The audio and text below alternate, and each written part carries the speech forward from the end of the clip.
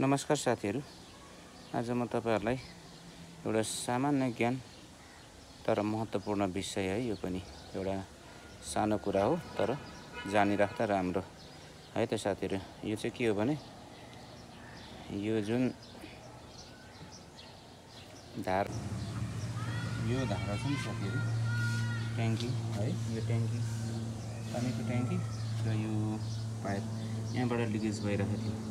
पोहोर पनि यसरी लिकेज भएको देखेर मैले यहाँ यसरी चाहिँ यो साबुनले टाले हैन, साबुनले टाले थियो। 1 वर्षपछि फेरि यो अब एक्सपायर भयो होला नि त, अनि फेरि यहाँ चुइनु थाले। यसरी लिकेज भएर यसरी पानी यहाँ तल यसरी पानीहरु यसरी झरिरहेको थियो।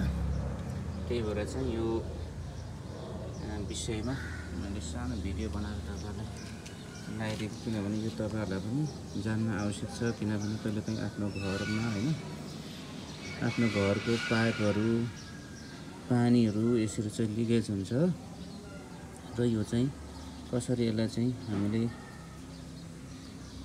टाल्न सकिन्छ भनेर एउटा चाहिँ सामान्य रूपमा एउटा सामान्य ज्ञान हो, तर पनि सबैलाई महत्त्वपूर्ण भने आवश्यक छ भन्ने मलाई लागेर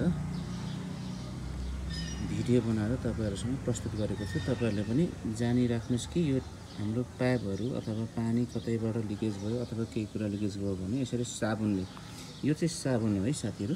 साबुन, जुन साबुन चाहिँ मैले यहाँ यसरी लिएको छु, यो साबुनको टुक्राहरु छ। जुन यो साबुन मैले यो साबुन चाहिँ काटे हैन, मसिनो पारेर यसरी काटे।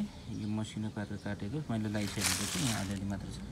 यसरी काट्नुस् एउटा चक्कुले अथवा केहीले, अनि तपाईहरुले चाहिँ मसिनो यस्तो बनाएपछि यस्तो तरिकाको बनाएपछि तपाईहरुले चाहिँ त्यहाँ लगेर ट्र्याक्टरसँगले यसरी चाहिँ टाल्नु सक्नुहुन्छ। यो मैले टालिसकेको छु साथीहरु, यो टालिसकेको छु हैन। यो चाहिँ मैले कहाँबाट सिकेको भनेखेरि पहिला चाहिँ हाम्रो बुवाहरुले केही कुराहरु अब त्यतिखेरको समयमा चाहिँ अब उता मधेसतिरबाट चाहिँ टिनमा चाहिँ तेल ल्याउने चलन थियो हैन। त्यो टिनहरु चाहिँ अब इनकेस बाटोमा चुइने भयो अथवा चाहिँ घरमा ल्याइपुरा पनि चुइने भयो भने यसरी चाहिँ यसरी टालेको देखेको थिएँ। अब जस्तो कि काक्रीहरु पनि भयो अथवा टिनहरु भयो हैन, त्यस्तै कुरा देखेको थिएँ। अनि मैले त्यही कुरा सम्झना गरेर अनि यो कुराले गर्दाखेरि त्यसरी मैले देखेको भन्दाखेरि मैले यो चाहिँ यो पनि यसरी हुन्छ है भनेर मैले टालिरहेको थिएँ।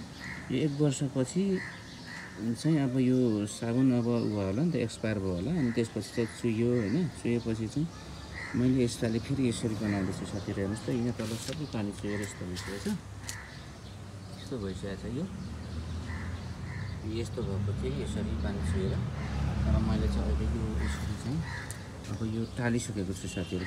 अब यसरी टालेपछि म के गर्छु भन्दाखेरि यसलाई चाहिँ माथिबाट फेरि अब यो टाल्नु त टाल्यो, तर पछि पानी पर्दाखेरि यो अब साबुन त बग्छ हैन। साबुन बग्ने भएपछि यसको लागि एउटा सेफ्टी बनाउनु पर्यो। त्यसको लागि के गर्छु त म भन्दाखेरि यस्तो यो मैले यहाँ तयारी गरेर राखेको छु, यो प्लास्टिकहरु हैन। यो प्लास्टिकले माथिबाट यसरी कभर गर्छु, अनि म बाँधेर मजाले चाहिँ यसलाई छोडिदिन्छु। अनि यो पानी पर्यो भने पनि माथिबाट पानीले पनि बगाउँदैन साबुनलाई र सुरक्षित रहन्छ हैन। भने यो अब टेम्परेरी को लागि हो, टेम्परेरी भए पनि हामीले चाहिँ यसरी बनाउन सकिन्छ साथीहरु। अब जस्तो कि अब यसलाई तपाईको चुइरहेको छ, हामीले किन गरिकन अब प्लम्बरलाई बोलाउने भयो, प्लम्बरलाई बोलायो भने यसको त उपाय त कमसेकम पनि उसले के गर्छ त भन्दाखेरि अब यसको अरु उपाय छैन। अब अरु उपाय भनेको चाहिँ यसलाई पुरै निकालेर अनि अर्को नयाँ फेर्ने हो। नयाँमा पनि कमसेकम यसलाई पर्छ 600-700 एउटा। हेर्नुस् योलाई हैन, यो 600-700 पर्छ।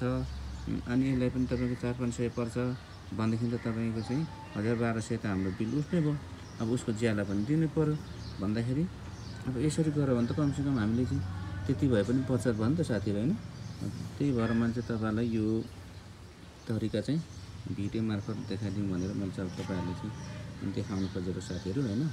अब यो कस्तो लाग्छ तपाईँहरूलाई, अब यसो हेर्नु होला भिडियो। अनि तपाईँहरूले पनि आफ्नो घरमा यदि यस्तो खालको चाहिँ समस्या आयो भने तपाईँहरूले सामान्य रूपमा चाहिँ यसरी बनाउन सक्नुहुन्छ साथीहरू होइन। मैले त्यही भनेर चाहिँ यसो विचार गरेर भिडियो गरेर हाल्नु पऱ्यो भनेर अनि त्यही सोच गरेर मैले हालेको साथीहरू। यो कुनै ठुलो काम होइन, केही पनि होइन। यस्तो जाबोनीकै भिडियो हालेको भन्ने खालको कसैलाई हुनसक्छ, तर त्यो आफ्नो आफ्नो विचार हो। तर यो चाहिँ के हो त भन्दाखेरि एउटा सामान्य कुरा हो हेर्दाखेरि, तर यो महत्त्वपूर्ण पनि त छ नि त। कमसेकम अब यो सधैँभरि यसलाई छोडिराख्ने कुरा पनि भएन होइन। पानी चुहेको छोडिदिने कुरा पनि भएन। अब बनाउँछु भनेर प्लम्बर बनाउँदा पनि अब हाम्रो खर्च पनि लाग्छ। यो सबै सामान फेर्नुपर्छ, यो फेर्नुपर्छ। यसमा दुईवटा सामान छ तपाईँको, यो एउटा टी छ, अर्को यो सकेट छ, दुईवटा सकेट छ। त्यसले गर्दाखेरि तपाईँको अब यो पाइप पनि बिग्रिने भयो होइन। त्यो भएर चाहिँ हाम्रो उपाय भनेको चाहिँ यही हो साथीहरू। ल साथीहरूलाई भिडियो कस्तो लाग्यो होइन, यसो हेर्नु होला। तपाईँहरूले पनि आफ्नो घरमा चाहिँ पाइपहरू यस्तो भएको छ भने तपाईँहरूले यो भिडियो हेरेर बनाउन सक्नुहुन्छ भन्ने मेरो चाहिँ एउटा सोचाइ हो, मेरो विचार हो होइन। मैले आफूले जानेको कुरा यहाँ प्रस्तुत गरेको छु साथीहरूलाई, अन्यथा नसोच्नु होला। धन्यवाद। भिडियो अन्तिमसम्म हेर्नुभयो भने तपाईँहरूले केही कुरा चाहिँ अवश्य पनि सानोतिनो कुरा भए पनि सिक्नुभयो भन्ने मलाई लाग्छ। र आजलाई म बिदा हुन चाहन्छु साथीहरू। बाँकी अरू कुनै यस्तै भिडियोहरू लिएर म फेरि आउनेछु। तपाईँहरू मेरो भिडियो हेर्दै गर्नुहोला साथीहरू। लाइक कमेन्ट पनि गर्नुहोस् है त साथीहरू। हस् त, थ्याङ्क यू साथीहरू।